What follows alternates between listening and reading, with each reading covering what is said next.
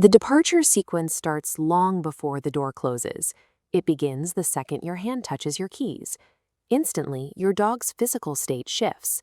When the door finally shuts, the dog enters a state of active processing rather than passive boredom.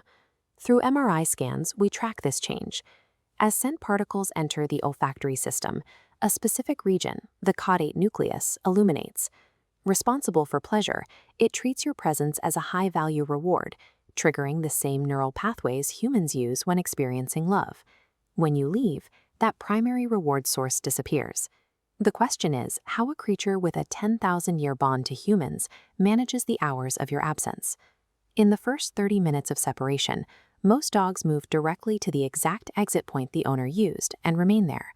This map tracks a dog's position, showing a heavy anchor at the front door rather than food bowls. Staying at this last known location increases the likelihood of reunion. Simultaneously, cardiac data shows an abrupt heart rate spike at departure, followed by a gradual descent. This settling heart rate marks the animal's shift into a low arousal holding pattern, a biological strategy used to conserve energy while waiting for the attachment figure to return. Waiting by the door is a calculated behavioral response, an ancient mechanism for managing temporary separation. By the middle of the day, the dog faces a logistical problem. They cannot read a clock, yet they consistently know when to expect your return. They solve this using scent decay. This timeline charts the mathematical decrease of human scent molecules. Your dog's nose tracks this fading concentration. When the scent hits a specific threshold, it acts as a biological countdown, alerting that your return is approaching. Dogs supplement this by memorizing how morning smells differ from the smells of late afternoon, cross-referencing these signatures with your daily routine. This explains why a dog might hesitate if you return home early.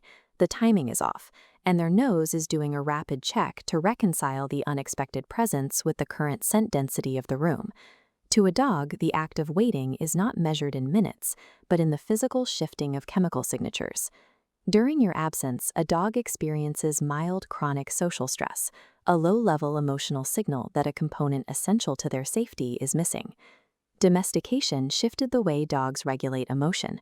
While wolves regulate within a pack, dogs have transferred that mechanism onto humans, making their emotional equilibrium dependent on your presence. This chart shows the dog's cortisol levels.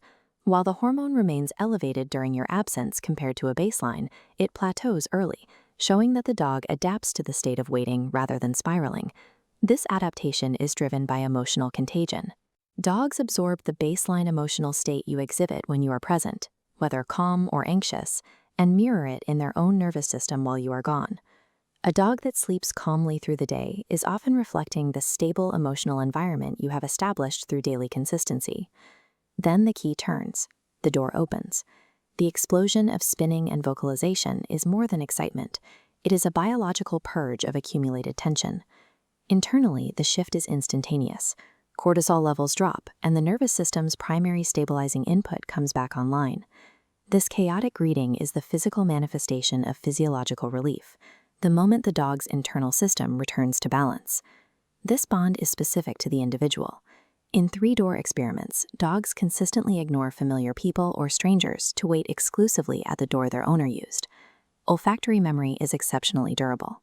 A dog encodes your specific chemical signature into long-term memory, remaining identifiable for their entire life.